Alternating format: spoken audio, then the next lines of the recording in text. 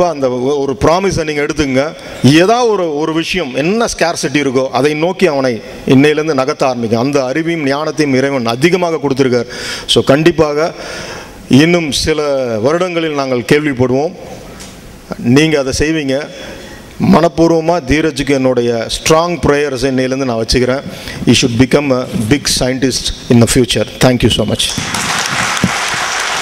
பாரதியை பார்த்து அவங்க அம்மா ஒருத்தன் பாராட்டினான். பாரதியாரை, புரட்சி கவி பாரதியாரை.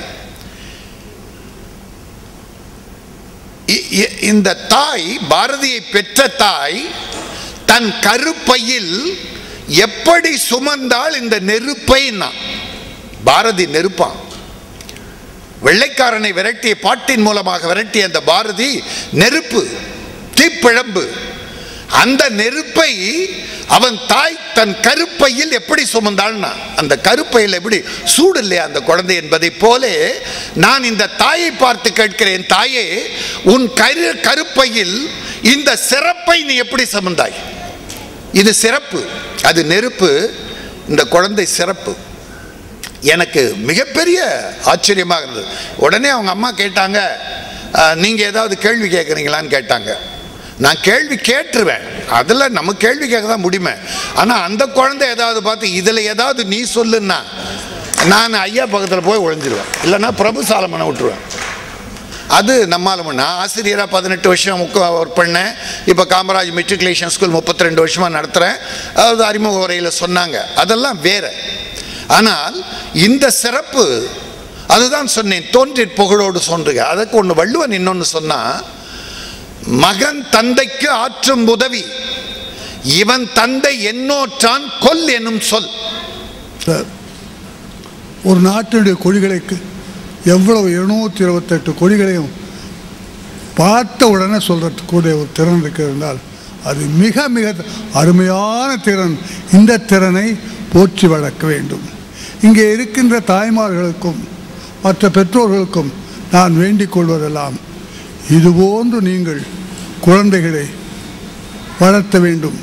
ஏனென்றால் வருங்காலத்திலே இந்தியாவை பொறுத்தவரை ஒரு சிறந்த அறிவு மிகுந்த நாடு என்று மற்றவர்கள் சொல்ல வேண்டும் என்றால் இது போன்ற குழந்தைகள் இருந்தால் தான் முடியும்.